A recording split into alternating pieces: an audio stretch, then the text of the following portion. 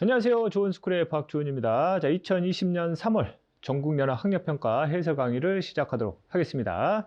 자, 이번 시간에는요, 1번에서부터 10번까지 풀이고, 다음 강의에서 11번부터 20번까지 풀이 내용이 진행이 됩니다. 항상 제가 문제 풀 때마다 강조를 하는데요. 여러분들 문제를 딱 보시면 이 문제가 어느 대단원의 어느 중단원의 어느 소단원의 어느 주제에 대한 내용인가가 바로 떠올리셔야 됩니다. 그 정도로 여러분들이 개념학습이 되어 있으셔야 되고요. 이러한 내용이 머릿속에서 떠오르지 않으면 여러분들은 개념학습을 제대로 한 게 아니에요. 그래서 여러분들 항상 문제 푸실 때 그동안 배워왔던 내용들을 머릿속에다가 나름대로 개요화 시켜가지고 정리하시길 바랍니다. 자, 1번 내용부터 한번 들어가 보도록 하겠습니다. 자, 1번 내용을 읽어보시면요. 몇 단원이니? 1단원입니다. 1단원의 생물의 특성 6가지 중에서 여기에 대한 사례가 어느 생물의 특성과 가장 가까운지를 매칭시키는 문제가 되겠죠.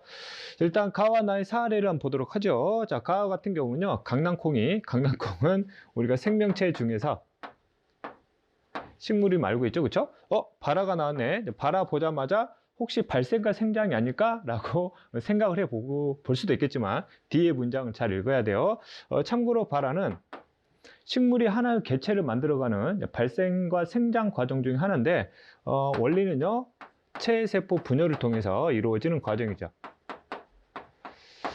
자, 그런데 뒤를 읽어보면요. 영양소가 분해되면서 열이 발생을 한답니다. 그래서 분해와 그 과정 결과 열 에너지가 발생했음을 알고 있죠. 그래서 이 문장은요. 발화 과정을 통해서 개체를 만들었다 이걸 강조한 게 아니라 이 과정 상에서 필요한 에너지를 꺼내기 위해서 강낭콩 내에서 영양소를 분해시키는 가장 대표적인 무슨 호흡을? 그렇지, 세포호흡을 강조하고 있습니다. 그럼 세포호흡 과정은요. 여러분들 효소를 이용한 물질대사 중에서 이와 작용의 사례가 되겠죠. 그럼 어찌됐든 가의 특성은요. 생물의 특성 중에서 어디에 해당되니? 그렇지, 물질대사에 해당됨을 우리가 이해할 수 있겠습니다. 됐죠? 자, 나를 보도록 하겠습니다.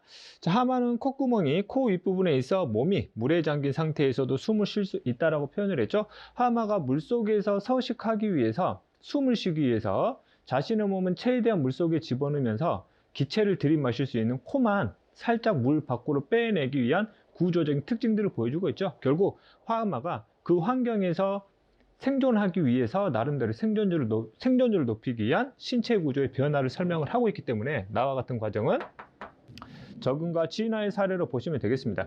근데 이 문제가 친절하게요. 이 특성이 우리가 6가지를 머릿속에서 익히지 않아도 이미 알려줬죠. 적응과 물질 대사 중에 하나라고 이미 설명을 했기 때문에 그 내용 중에 하나를 여러분들이 매칭시키면 되겠습니다. 됐죠? 혹시 이 내용이 제시가 되지 않더라도요. 여러분들이 이 내용들을 여러분들이 머리에서 끄집어낼 수 있어야 되는 거죠. 자, 문제 한번 풀어보도록 하겠습니다. 자, 보기 기억. 자, 가는 물질 대사가 맞지요? 그 다음 니은 스몰 a와 스몰 b는 모두 세포로 구성되어 있니? 지금 보기 니은에서 물어보는 거는 생물의 특성 중에서 첫 번째 세포로 구성되어 있다라는 개념을 어느 정도 알고 있는지를 물어보는 내용이 되겠죠. 자, A나 B는 전부 다 생명체죠. 하마는 동물이 되겠고요. 식물과 동물은 전부 다 다세포 생물입니다. 그래서 어느 생명체가 됐든 생명체를 구성하는 기본 단위는 당연히 세포가 되겠습니다. 됐죠? 특히 다세포 생명체를 기준으로 생명체의 기본 단위인 세포를 좀 더 풀어가지고 기능적, 구조적 기본 단위다 이렇게 표현도 했었죠. 왜? 다세포들은 세포들마다 나름대로 기능에 따라서 구조가 결정됐기 때문입니다. 됐죠? 니은은 맞는 내용 되겠습니다. 자, 디귿 볼까요? 자, 사막에 서식하는 선인장이 가시 형태의 잎을 갖는 것은 나의에, 즉 적응에 들어가냐? 그렇죠? 그래서 디귿도 맞는 내용이니까 기억하고 니은하고 디귿이 전부 다 답이 되니까 정답은 5번이 되겠습니다. 자, 2번 내용 들어가 보도록 하겠습니다. 자, 2번 보자마자 뭘 생각해야 돼? 그렇지. 어느 단원의 내용이냐? 몇 단원이냐? 1단원이죠. 1단원 중에서 생명과학의 탐구 방법, 연역법하고 기나법이 있는데 그 중에서 어느 탐구 방법을 가지고 해당되는 내용에 대한 결론을 이끌어내는지를 여러분들 찾아내시면 되겠습니다. 자, 가를 한번 읽어볼게요. 자, 식물의 싹이 빛을 향해 구부러져 자라는 것을 관찰을 했고요. 싹의 밑부분에 빛의 방향을 감지하는 부위가 있다. 라는 뭘 세웠대요? 가설을 세웠답니다. 이거 보자마자 이 탐구 활동은 무슨 법이구나? 연역법 탐구 과정임을 바로 잡으셔야 되죠. 상대적으로 기나법 같은 경우는 가설 설정하지 않고요. 실험하지 않죠. 그래서 관찰된 사례들만 최대한 많이 모아서 마지막에 그 관찰된 결과를 공통으로 설명할 수 있는 원인을 추론하는, 그래서 결론을 끝내는 과정인데, 연역법은 미리 잠정적인 결론을 세워서 그 잠정적인 결론인 가설을 실험을 통해 증명하는 내용이 되겠습니다. 그 다음에 여러분들 가설을 보시게 되면요, 반드시 뭘 구분해야 되냐? 조작변이라고요?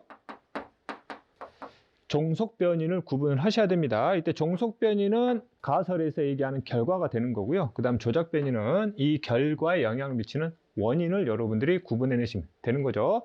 그럼 다시 한번 가설 읽어보면요. 싹의 윗부분에 빛의 방향을 감지하는 부위가 있다고 그랬습니다.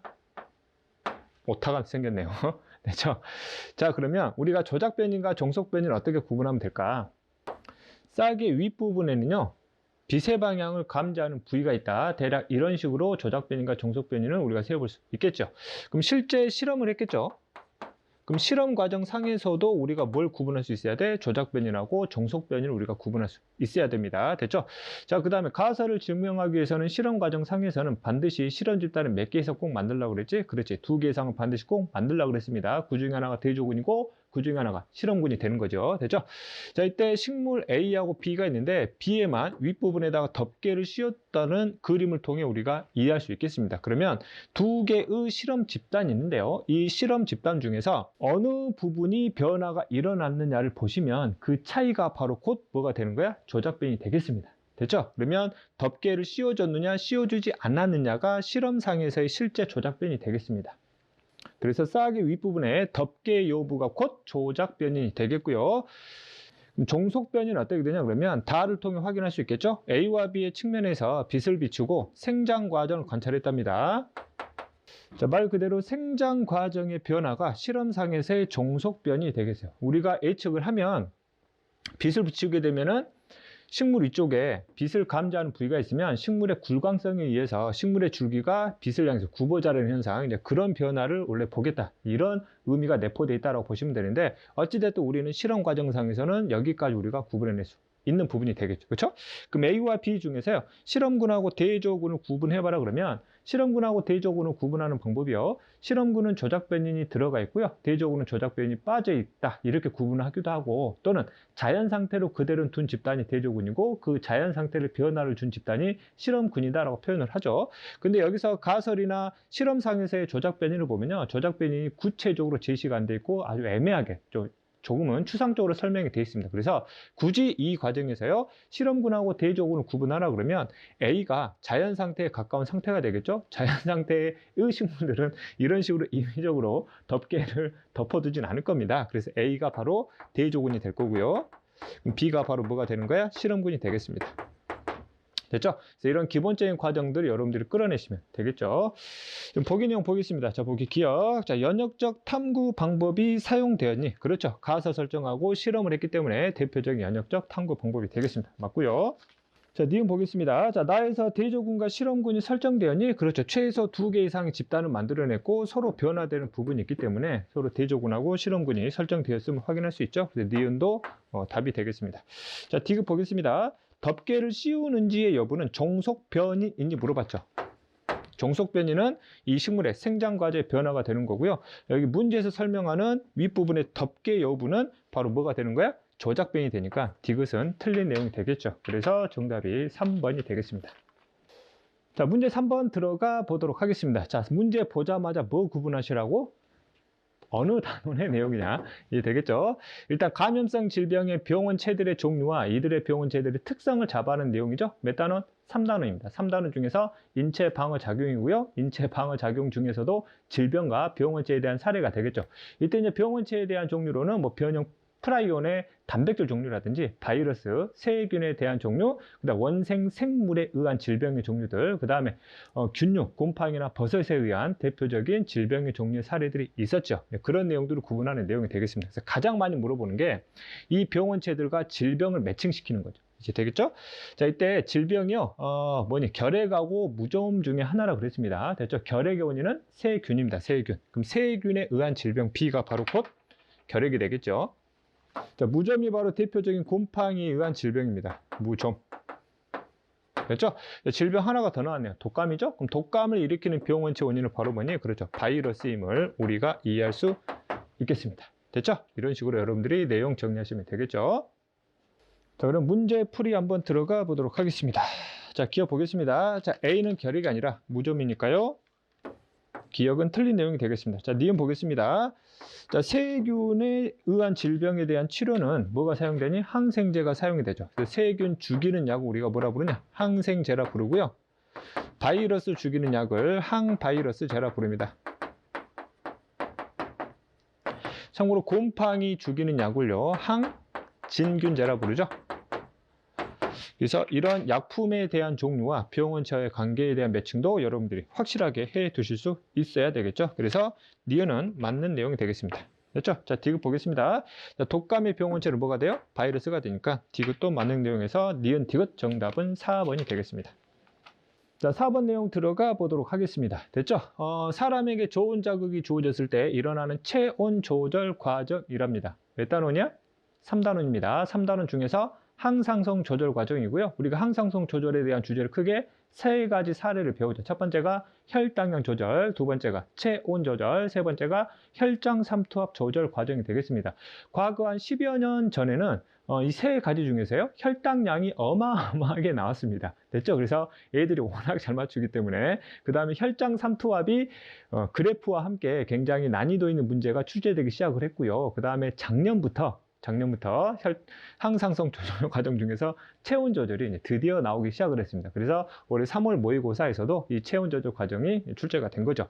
체온 조절 과정은 이렇게 큰 흐름을 줘놓고요. 그 흐름 속에서 첫 번째 신경을 구분할 수 있느냐, 호르몬을 구분할 수 있느냐, 그 다음에 열 발산량이나 열 발생량에 대한 내용을 구분할 수 있느냐가 가장 많이 물어보는 내용이 되겠죠. 그렇죠? 한번 해석을 해보도록 하겠습니다. 자, 내 몸의 체온 조절의 중추는 어디냐? 그렇죠. 간내죠. 간내 중에서도 정확하게 어디예요? 시상하부라는 걸 여러분들 잡아내셔야 됩니다. 시상하부는 나름대로 내 체온에 대한 온도를 뭐 시켜놨어요? 설정시켜놨죠. 그럼 저온 자극이라는 얘기는 설정된 온도보다 내 몸의 체온이 떨어졌다, 이렇게 생각을 하시면 되겠습니다. 그러면 정상 수준만큼의 체온을 올려야 되겠죠. 내 몸에서 체온을 올리려면요, 내 몸에서 빠져나가는 열 발산량을 뭐 시켜야 돼요? 감소시켜야 되고요. 반대로 열 발생량은 뭐 시켜야 되니? 증가시켜야 되겠습니다.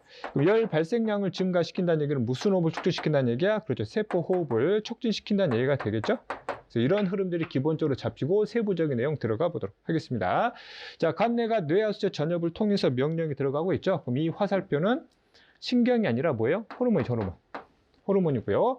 자, 전엽을 통해서 갑상샘한테 역시 명령이 들어가고 있습니다. 그럼 이 화살표도 뭐의 종류예요? 호르몬의 종류죠. 이해되겠죠? 그럼 체온 조절과 관련된 갑상샘에서 분비되는 호르몬이 바로 뭐냐? 그러면 세포 호흡을 촉진시키는 호르몬이 바로 뭐예요? 티록신이 되겠죠. 그러면 이 호르몬 기억이 뭐가 되는 거야? 그렇죠. 티록신이 됨을 우리가 이해할 수 있겠습니다. 됐죠? 그럼 이 사이에 있는 호르몬은 뭐니? 그러면 갑상샘한테 티록신 분비시켜라 라고 명령을 내려야 되는 호르몬이죠. 그래서 얘가 갑상샘 자극 호르몬, 그래서 TSH 이렇게 부르게 되는 거고요. 자, 그 다음에 뇌하수체 전엽한테 TSH를 분비시켜라 라는 명령을 가진 호르몬이니까 이 호르몬은요, TRH 이렇게 해석을 하시면 되겠습니다. 됐죠? 이거 외에도요, 혈당량을 높이는 과정도 들어가기 때문에 여기에 관여되는 대표적인 호르몬 두 가지, 에피네프린 또는 아드레날린과 그 다음에 당질 코르티코이드의 분비의 경로도 여러분들이 반드시 익혀두고 있어야 되는 부분이 되겠습니다. 이해되겠죠? 자, 척수가요, 피부의 혈관을 수축시켰고 이때 관여되는 신경이 있죠. 이 신경은 일단은 체성인이 자율인이 먼저 구분해야 되는데 이 신경은 바로 자율신경이죠. 그럼 자율신경도 기능에 따라 두 가지로 분류를 시키는데요. 뭐하고? 교감하고요. 그 다음 뭐가 있습니까? 부교감이 있습니다. 그럼 이 신경은 교감이냐 부교감이냐 둘 중에 어느 건지 따지면 좋은 자극에서 내 체온을 높이려는 과정에서는 교감신경이 작용을 하죠. 그래서 이 자율신경은 부교감신경이 아닙니다. 이해되겠죠? 그 다음 이 자율신경은요, 중추로부터 특정 반응기한테 명령을 내리는 내 관여하는 신경이기 때문에 이 신경은요, 전체적으로 뉴런의 종류 중에서 운동 뉴런 또는 운동신경세포가 되겠습니다. 됐죠? 이 운동신경세포를요, 이번에 개정되는 교육 과정에서는 뭐라 부르냐? 원심성 신경이라고 부르죠. 그래서 원심성 신경 중에 기능상으로 자율신경 중에서 기능상으로 교감신경에 해당된다는 걸 여러분들이 잡고 계셔야 된다는 얘기가 되겠죠. 그럼 피부의 혈관이 수축을 하면요. 이걸로 인해서 뭐가 감소하냐? 이게 감소하죠? 열 발산량이 감소합니다. 됐죠? 티록신이 물질 대사를 촉진시킨다는 얘기는 이 과정이죠. 이 과정, 세포 호흡을 촉진시키죠. 그 결과 열 발생량이 증가합니다.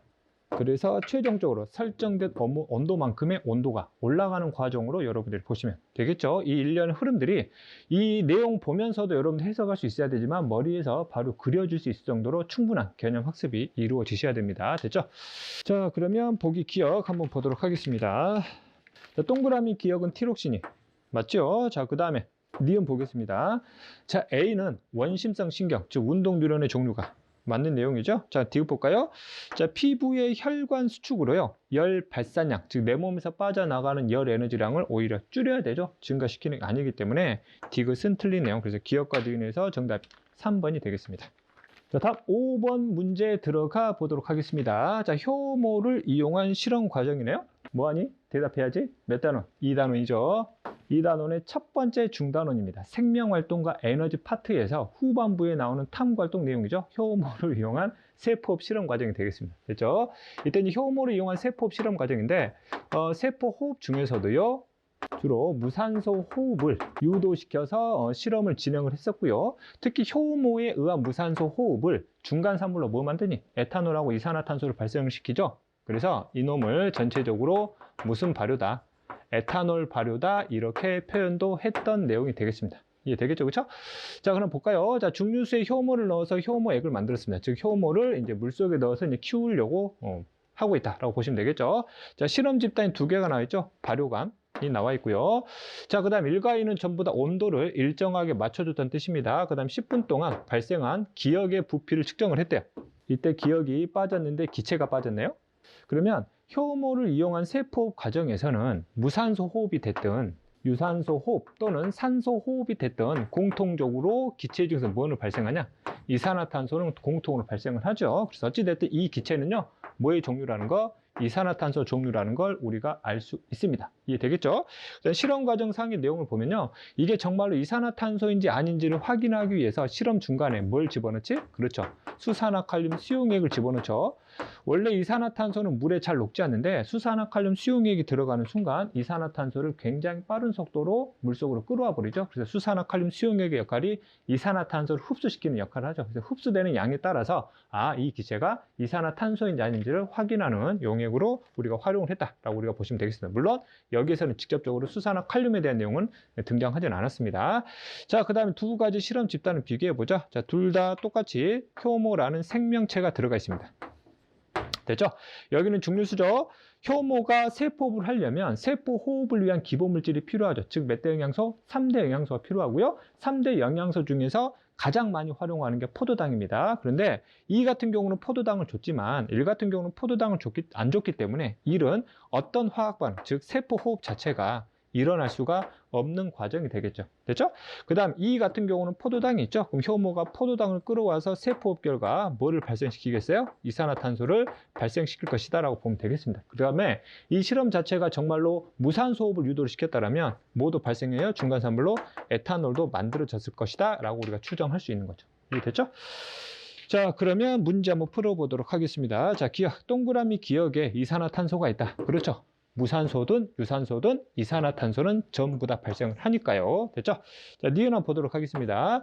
자, 이에서 이와 작용이 일어나니 물어봤습니다. 그렇죠. 효모는 광합성을 할 수 없고요. 유일하게 세포 호흡만 할 수 있기 때문에 이 포도당을 가지고 세포호흡을 하는 과정을 우리가 이미 알고 있었죠. 그래서 이 과정은 대표적인 이와 작용의 사례가 되겠습니다. 자, 디귿 볼까요? 자, 다에서 측정한 기억의 부피는 1과 2 중에서 어디가 크냐? 여기는 세포호흡 자체가 일어나지 않기 때문에 이산화탄소 자체가 거의 발생할 수가 없습니다. 그럼 이산화탄소 발생량은 당연히 누가 많아요? 2가 더 많음을 확인할 수 있겠죠. 됐죠? 그래서 디귿은 틀린 내용이 되겠습니다. 그래서 정답이 기억과 니은에서 3번이 되겠죠. 자, 6번 내용 들어가 보도록 하겠습니다. 자, 다음은 사람에서요, 중추신경계와 심장이 자율신경으로 연결된 모습을 나타냈다라고 표현을 하고 있습니다. 뭐예요? 대답해야지. 그렇지. 몇 단원이야? 3단원이야. 3단원 중에서 신경계 파트죠. 신경계에서 중추신경계와 말초신경계와 특정 반응기의 전체적인 해부학적 구조를 정확히 알고 있느냐를 물어보는 대표적인 문제 유형이 되겠습니다. 됐죠? 이 파트는 이해하는 게 아니라 뭐 하는 거야? 외우는 부분이다. 누가 더 많이 외웠느냐가 굉장히 중요한 내용이 되겠죠. 그 다음에 A와 B가 지금 뭐 중에 하나래요? 연수하고 중간뇌 중 하나입니다. 됐죠? 그럼 중간뇌가 연수보다는 위에 있죠? 그래서 A가 바로 중간뇌고요. 또는 줄여서 뭐 중뇌 이렇게 표현하기도 합니다. 그 다음 B가 뭐니? 그러면 연수다라고 보면 되겠죠. 됐죠? 그다음 추가적으로 보면요. 여기 위에 큰 뇌 있죠? 이 큰 뇌가 바로 뭐야? 대뇌가 되고요. 뒤통수 아래쪽에 뭐가 되냐, 얘가? 소뇌가 되고요. 그 다음 대략 여기가 뭐가 되냐, 얘가? 간뇌가 되고요. 간뇌를 잘라가지고 위쪽을 시상, 아래쪽을 시상하부라 부르게 되고요. 그 다음에 살짝 돌출된 부분, 얘가 뭐니? 뇌하 수체가 되겠습니다. 됐죠? 그 다음에 중뇌하고 연수 사이에 살짝 돌출된 부분이 있는데 여기를 우리가 뭐라 불러요? 뇌교다 이렇게 표현을 하게 되는 겁니다. 그 다음에 연수 아래쪽으로는 쭉 뭐가 뻗어져 나오는 거야? 척수가 이렇게 쭉 뻗어져 나온다 이렇게 보면 되겠죠. 됐죠? 자, 그 다음에 이때 여기로부터 뻗어 나오는 자율신경인데, 자, 보세요. 그럼 자율신경이 기능상으로 두 가지가 있어요. 뭐하고? 교감신경하고 부교감신경이 있습니다. 이때 교감신경과 부교감신경의 해부학적 특징을 보면요. 교감신경은 100% 척수신경입니다. 즉 무슨 말이야? 교감신경 무조건 척수를 통해서만 나오죠. 그런데 A는 척수를 통하지 않고 영수에서 특정 반응기까지 다이렉트로 연결이 되어 있는 거죠. 아, 그래서 얘는 자율신경 중에서 뭐구나? 부교감신경이구나라는 걸 우리가 이해할 수 있겠습니다. 됐죠? 그러면 부교감 신경 시냅스 또는 신경절의 입장에서 보면 신경절 이전 뉴런이 신경절 이후 뉴런보다 길어야 되죠. 그러면 이때의 신경절은요, 기억이 아니라 어디에 있어야 돼요? 니은에 이렇게 신경절이 연결이 되어 있어야 됩니다. 그래야 부교감 신경이 되는 거니까. 됐죠? 그래서 부교감 신경, 연수에서 뻗어나오는 부교감 신경은 해부학적으로 뭐에 들어가요? 뇌신경이 되는 거죠. 그래서 주의할 점, 뇌는 중추신경계고 뇌신경은 뇌에서 뻗어나오는 말초신경을 의미를 하게 됩니다.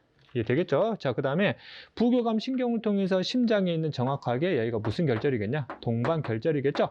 그럼 동반결절에서 시간당 활동 전이 횟수가 줄어들겠죠? 그럼 심장 박동수가 나중에 감소되는 그런 과정을 여러분들이 외워두고 계시면 되겠습니다. 됐죠? 자, 6번 한번 내용 들어가 보도록 하겠습니다. 자, 기억. A는 동공반사의 중추냐? 동공반사의 주 중추가 바로 어디요? 중뇌 또는 A가 되겠습니다. 그럼 기억은 맞는 내용이 되죠. 자, 니은 보겠습니다. 자, 니은 B는 중간뇌인이 아니죠. B는 연수니까요. 니은은 틀린 내용이 되고요. 자, D급 보겠습니다. 자, 기억에 신경절이 있니? 아니죠. 지금 신경절은 부교감 신경이니까 니은이 되겠습니다. 틀렸습니다. 그래서 신경절의 위치를 잡는 방법은 해부학적인 자율신경 특징들을 외워두고 있었어야지만이 여러분들이 신경절 위치를 정확히 찾아낼 수 있었던 부분이 되겠습니다. 됐죠? 신경계 파트 부분이 아직 약한 친구들이 분명히 많이 있을 거예요. 그래서 다시 한번 강의를 통해서 해당 개념 정확히 잡아내시길 바랍니다. 자, 7번 내용 보도록 하겠습니다. 자, 표는 사람의 질환, 가와나의 특징을 나타내는 것이고요. 가와나는 당뇨병과 고지혈증을요, 순서 없이 나타낸 것이라 그랬습니다. 됐죠? 대답해야지. 몇 단원이야? 2단원이죠? 2단원에 물질대사와 건강 파트편에서 물질대사가 잘못됐을 때 우리 몸에서 나타나는 질병, 그걸 줄여가지고 대사성 질환 또는 대사성 질병이라 표현을 하게 되는 거죠. 그렇죠? 자, 그중에 당뇨병하고 고지혈증이 나왔고요. 그걸 여러분들이 구분해내시면 되겠습니다. 자, 당뇨병은요, 혈당량 조절이 잘 안 되는 질병이 되는 거고요. 고지혈증은 혈액 속에 지질의 함량이 높은 증상이 되겠습니다. 됐죠? 그럼 가를 한번 볼까요? 그럼 가는 혈액의 콜레스테롤, 그 다음에 중성지방과 같은 지질의 종류죠. 지질이 혈액 속에 많이 들어가 있다는 뜻이니까 가는 뭐가 되겠니? 고지혈증이 되겠습니다. 되겠죠? 그럼 나가 뭐가 되겠어? 나머지 당뇨병이 됨을 우리가 확인할 수 있겠죠. 그 다음에 이 당뇨병에 대한 내용은 여러분들 3단원 항상성 파트하고도 같이 통합돼서 문제가 출제가 될 수 있겠죠. 그렇죠? 그래서 자, 그럼 여기서 호르몬 기억에 대한 내용이 나와 있습니다. 그럼 이 호르몬 기억은요, 혈당량과 관련된 호르몬의 종류가 되겠죠. 그러면 혈당량과 관련된 호르몬의 종류가 총 몇 가지? 4가지가 있었습니다. 그 중에서 혈당량을 낮춰주는 호르몬 1가지, 인슐린이 있었고요. 나머지 3가지가 혈당량을 높여주는 호르몬인데 그 중에 하나가 글루카곤이 있었고 에피네프린이 있었고 당질 코르티코이드가 있었습니다. 되겠죠? 자, 이놈의 분비 부족이나 작용 이상으로요, 혈당량이 조절되지 못하고, 자, 보겠습니다. 자, 오줌에서요, 포도당이 검출이 된답니다. 이 말은 곧 혈액 속에 포도당이 굉장히 넘쳐나는, 즉 고혈당의 상태를 제대로 낮추지 못하는 상황이라는 얘기죠. 그럼 혈당량을 낮추는 호르몬인 뭐의 문제란 얘기냐? 그렇죠. 인슐린의 분비 부족이나 작용 이상의 결과로 여러분들이 이해를 하시면 되겠습니다. 됐죠?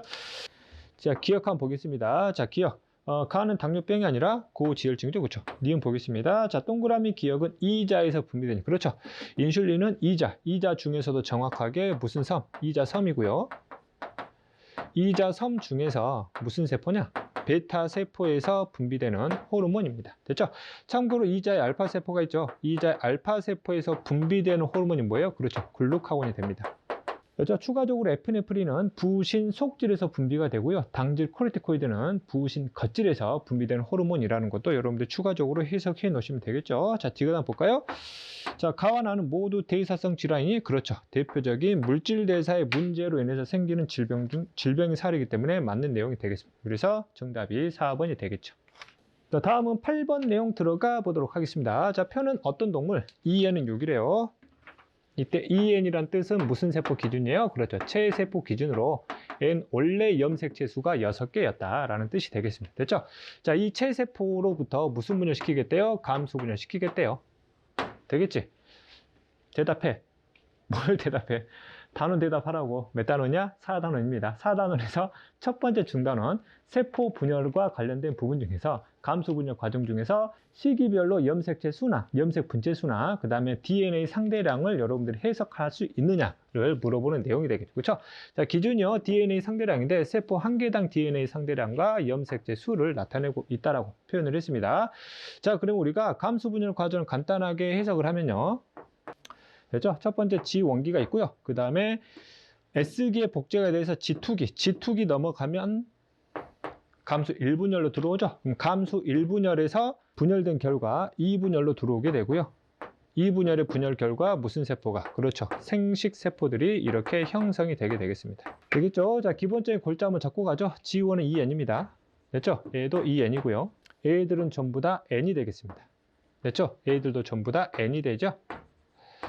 왜 EN에서 N으로 바뀌냐 그러면 감수 분열 과정에서 뭐가 분리됐기 때문에 그래요. 그렇죠. 상동이 분리가 되었기 때문에 핵상도 변하게 되고 염색체 수도 절반으로 줄어드는 과정을 여러분들이 보시면 되겠죠. 자, 그 다음에 이 분열에서는 복제된 염색 분체들을 분리시키죠.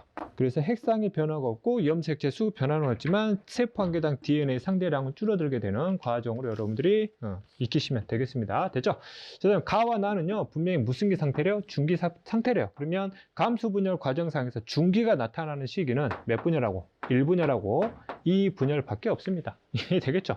그럼 이미 체세포의 염색체 수를 알려주지 않았냐? 그러면 이때 염색체 수 6개 있잖아. 그럼 얘가 몇 N짜리야? 그럼 2N짜리죠. 그렇죠? 얘는 염색체 수가 절반 적죠. 그러면 뭐가 되는 겁니까? N이 되겠죠. 그렇죠? 그러면 몇 분열 상태? 1분열 상태. 그러면은 2분열 상태의 중기세포의 상태라고 보시면 되겠습니다. 됐죠? 자, 그 다음에 우리가 이걸 바탕으로 G1기도 한번 해석을 해보겠습니다. 그럼 G1기는 EN은 6이 되죠? 그럼 DNA 상대량을 보도록 하겠습니다. 그러면 1분열 중기에 EN은 6이면서요.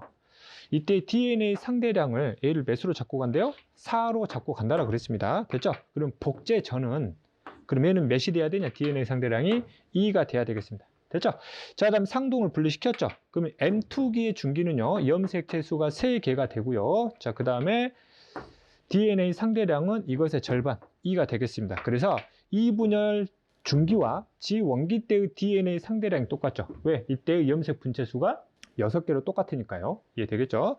자, 그 다음에 식세포가 되면 염색체 수는 3개가 되고요. 그 다음에 DNA 상대량은 절반으로 줄어드니까 1이 되는 과정으로 여러분들이 보시면 되겠습니다. 그래서 감수 분열 전체 과정을 보면요, 1분열하고 생식세포를 비교하게 되면 최대 몇 배 차이가 납니까? 4배 차이가 남을 우리가 확인할 수 있죠. 되겠죠? 이런 기본적인 내용이 머릿속에서 빠르게 돌아가셔야 됩니다. 됐죠? 자, 그럼 우리가 기억을 해석해 보도록 하겠습니다. 자, 가의 핵상 N이냐? 그렇죠? N입니다. 자, 니은. 자, 나에는 이가 염색체가 있냐? 이가 염색체는 감수 분열 몇 분열? 1분열에서 관찰할 수 있죠. 언제? 정확하게 1분열. 전기에 형성이 돼서 중기에 가장 잘 관찰되는 염색체. 이가 염색체는 어떤 염색체냐? 상동들끼리 접합되는 현상이죠. 됐죠? 그래서 니은은 맞는 내용 됩니다. 자, 디귿 볼까요? 자, 이 동물의 지원기 세포 한 개당 DNA 상대량은 2로 가야 되죠? 4가 아니죠. 그럼 틀렸습니다. 그래서 기억하고 니은에서 정답이 3번 되겠습니다. 자, 9번 내용 들어가 보도록 하겠습니다. 자, 그림 가는 어떤 생지에 항원 A를 1차로 주사했다랍니다. 1차로 주사했다는 얘기는 처음 주입했다. 이렇게 여러분들이 해석을 하셔도 무방하죠. 그러면 이 생지는 이 항원 A에 대해서 그 전에 경험을 해본 적이 전혀 없었기 때문에 관련된 항체라든지 기억세포는 존재하지 않았다라고 보시면 되겠습니다. 자, 그럼 여기서 여러분들이 대답을 할 수 있으셔야 되는 게 몇 단원이야? 3단원이죠. 3단원 중에서 인체 방어작용의 전체적인 흐름을 여러분들이 알고 있는지를 물어보는 대표적인 사례가 되겠습니다. 이해되겠죠? 자, 그 다음에 나는 A를 주사했을 때요, 이 생지액에서 생성되는 A에 대한 항체 농도를 시간에 따라서 측정한 그래프다라고 표현을 하고 있습니다. 이해되겠죠? 자, B림프구가 분화가 되면요, 크게 두 가지 세포로 분화가 됩니다. 항체를 생산해서 뿌릴 수 있는 형질세포와 그 다음에 기억세포로 분화가 되겠죠? 자, 그래서 바로 니은, 디귿을 구분할 수 있고요. 그럼 B림프구는 아무 때나 분화하는 게 아니죠. 반드시 뭐에 대한 정보를 알아야 됩니까? 항원 A에 대한 정보를 알아야 되죠. 그럼 항원 A에 대한 정보를 누구한테 받니? 그러면 이 기억이 바로 T림프구 중에서 보조 T림프구라는 걸 바로 잡을 수 있는 거죠. 됐죠? 그럼 보조 T림프구는 항원에 대한 정보를 누구한테 얻니? 그러면 이 전 과정에서 무슨 세포한테? 대식 세포한테 정보를 받는다라고 우리가 이해를 하시면 되겠습니다. 됐죠? 자, 그 다음 이런 일련의 전체적인 방어 과정 중에서요, 이와 같은 식으로 림프구들에 의한 작용을요, 2차 방어 작용을 하고요, 또는 후천적 방어 또는 후천적 면역 작용을 하고요, 또는 특이적 방어 작용이다라고 표현도 하죠. 이해 되겠지? 왜 특이적이라는 말을 써? 림프구들의 특징은 항원에 대한 종류 중에서 몇 종류 안에서만 한 종류에 한해서만 반응을 해주기 때문인 거죠. 이해 되겠죠? 그 다음 2차 방어 작용 중에서 이 그림처럼 비림프구에 의한 과정이죠. 비림프구에 의한 과정을 우리가 무슨성 면역이다, 체액성 면역이다 표현을 했었죠. 왜 체액이야? 이 항체가 뿌려지는 장소가 바로 혈액이나 조직액이나 림프액과 같은 내 몸의 체액에다가 뿌려주고 다니기 때문에 체액성 면역이다 표현을 했던 거고요. 됐죠? 그 다음 여기 그림에서 나타나진 않았지만 이 보조 T림프구가 내 몸의 T림프구 중에서 독성 T림프구한테 이 항원 A에 대한 정보를 줄 수도 있죠. 그럼 독성 T림프구는 누굴 찾아다니냐? 이 항원 A에 감염된 세포를 찾아가지고 이놈들을 죽이죠. 됐죠? 그래서 이와 같은 식으로 독성 T림프구에 의한 작용을 2차 방어작용, 후천적 방어, 특이적 방어 중에서 뭐라 표현합니까? 세포성 면역이라 표현하게 되는 거죠. 됐죠? 자, 그 다음에 체액성 면역 중에서도 지금 이 항원 A가 몇 차로 들어왔니? 1차로 들어왔습니다. 이렇게 1차로 들어왔을 때 처음 방어해주는 이런 체액성 면역을 몇 차 면역이라 하죠? 1차 면역이라 하죠. 그래서 여러분들이 헷갈릴 수 있는 개념이 2차 방어작용 이전에 몇 차가 반드시 꼭 일어나줘야 돼요. 1차 방어작용이 반드시 꼭 일어나줘야 된단 말이야. 그래서 1차 방어와 1차 면역 의미를 절대 헷갈려하면 안 됩니다, 여러분들. 이해되겠죠? 자, 그 다음에 항원 A가 또 침입했다, 재침입을 했다라고 가정을 하면 기억세포가 작용을 하죠. 그럼 앞으로 기억세포의 작용은 항원 A의 침입 횟수하고 관계없이 전부 다 체액성 면역 중에서 몇 차 면역으로 빼는 겁니까? 2차 면역으로 전부 다 빼는 과정으로 여러분들이 머릿속에 개념이 잡혀 있으셔야 됩니다. 이해되겠죠? 자, 그 다음에 여기 시간에 따라서요, 1차 주사 결과 항체가 만들어졌죠. 그러면 여기 항체가 만들어졌다는 뜻은 체액성 면역 중에서 항원 A에 대한 몇 차 면역이 일어난 거죠. 그렇죠. 1차 면역이 일어나고 있다 보시면 되겠습니다. 자, 2차 주사를 시켰는데요. 1차 주사 때보다 항체 생산량이 빠르면서 많이 만들어지고 있습니다. 그럼 결국 무슨 세포가 작용했다는 뜻이야? 기억세포가 작용했다는 뜻이 되는 거니까 이 과정은요, 항원 A에 대한 몇 차 면역이다? 2차 면역이 여기서 일어나고 있다는 걸 여러분들이 잡아내시면 되겠습니다. 이해되겠죠? 자, 그리고 문제를 한번 풀어보도록 하죠. 자, 기억 한번 보겠습니다. 자, 동그라미 기억은요, 보조 T림프구가 맞습니다. 자, 니은 볼까요? 자, 구간 1에서 니은, 즉 형질세포가 만들어지니라고 물어봐죠. 그렇죠. 형질세포가 만들어져야 뭐가 만들어져요? 나중에 항체가 만들어지겠죠. 그러면 항체가 만들어지기 이전에 이미 이런 분화 과정은 일어나 있어야 되는 거죠. 됐죠? 맞는 내용이 됩니다. 자, 그 다음 디귿 보겠습니다. 자, 구간 2에서죠. 구간 2에서 니은이 디귿으로 분화된다라고 표현을 했는데요. 형질세포는 이미 뭐가 끝난 거야? 분화가 끝난 겁니다. 그래서 얘들은 이미 수명이 결정됐고요. 이 수명이 며칠이 다하면 10일이 다하면 얘는 수명이 끝나죠. 그래서 얘는 뭐 하지 않아요? 분화하지 않습니다. 차후에 이 기억세포가 아직 덜 분화가 됐거든. 차후에 얘가 무슨 세포로 분화할 수 있는 거야? 형질세포로 분화할 수 있는 거죠. 형질세포가 기억세포로 분화가 되는 게 절대 아니죠. 굉장히 많이 물어보는 내용 중 하나입니다. 반드시 분화의 방향은 기억세포에서 형질세포입니다. 됐죠? 자, 그래서 디귿은 내용이 틀렸죠. 그래서 기억하고 니은 정답 몇 번? 4번이 되겠습니다. 자, 다음은요, 10번 내용 들어가 보도록 하겠습니다. 자, 그림은 좌우 대칭인 근육 원섬유 마디 X의 구조를 나타내고 있다고 그랬죠. 몇 단원이야? 3단원이죠. 3단원 중에서 근육과 관련된 근육 중에서도 무슨 근? 골격근의 내부 구조를 정확하게 알고 내부 구조에 대한 수학적인 계산이 가능한지를 물어보는 아주 대표적인 사례가 되겠죠.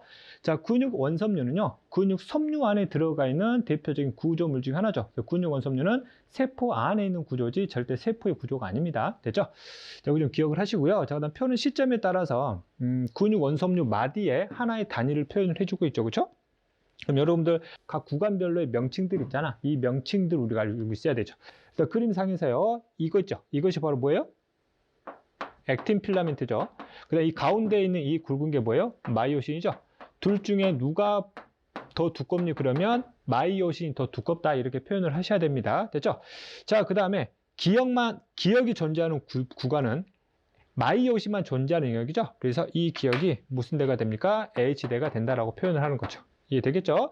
그 다음 액틴만 존재하고 있는 영역을 우리가 무슨 대라고 그래요? I대라 하죠. 그냥 I대라 하면 이 양쪽을 다 포함하는 개념인데 I대 중에 절반을 의미하니까 I대 중에 절반. 그래서 저는 표현을 할 때 2분의 I대다 이렇게 표현을 합니다. 이해되겠죠?